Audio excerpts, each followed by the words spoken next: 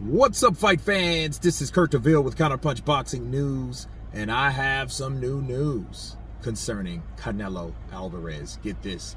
Canelo Alvarez announces enough is enough. No more 175, no more light heavyweight challenges, no more of that. I am staying where I'm at. Bars. That is what he had to say via Max Kellerman. When they asked him about 175, he said 175 is too big for him. And that's really no surprise, but it is a surprise because let you listen to this clip, courtesy of Hot Boxing with Mike. Go. You want to fight, you move up to 78, 75? No, it's difficult to go too much way up. It's difficult. And there you go, okay?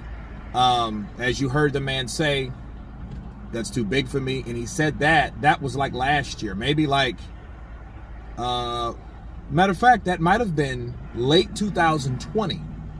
Okay, so yeah, check the date there. It's 2020, I believe, and that's what you have. He already knew that it was too big for him, you know, or he figured it was too big. And like I said before,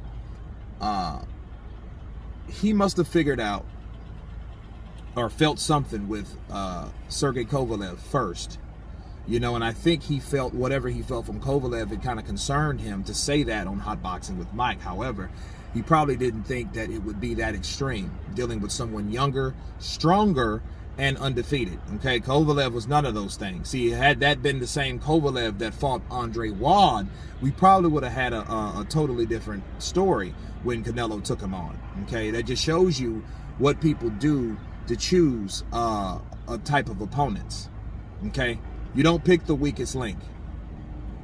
You pick the person. Don't follow other fighters.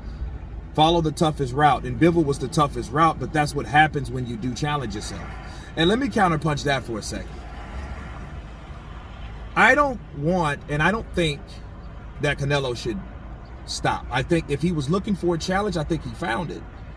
Because there's always ways to beat taller guys. Ask Mike Tyson. Mike Tyson himself showed you how to beat taller guys. You jab with a jabber. That's what Bivol was doing. Bivol was probing with that jab. He was searching with that jab, kind of like a bigger Gennady Golovkin, but he was more accurate with it. Bow, put more stink on it. Bow. And then he set the jab up and dropped the right hand.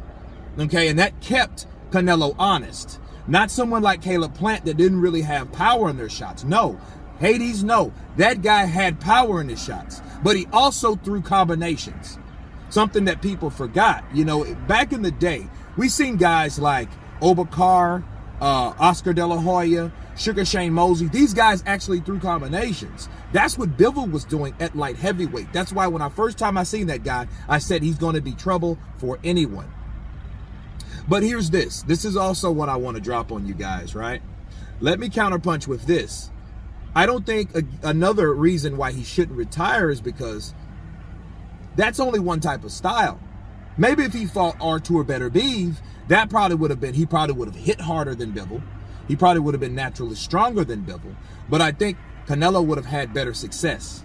And one thing we learned in the Volsnik fight, when Alexander Volsnik fought him, I think that he was hurt. I think he can be hurt with certain shots. So with Canelo, I think he still punches hard, but I think he just doesn't need to load up with each shot, and I think he loaded up because he knew he had something to prove at that higher weight class.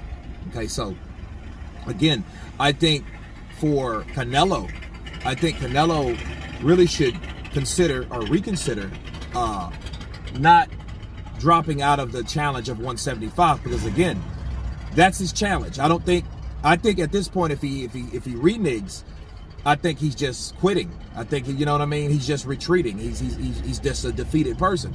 I think he needs to take Bivol on, or better yet, make Bivol come down to 168, since he's already offered to do so, being the B-side.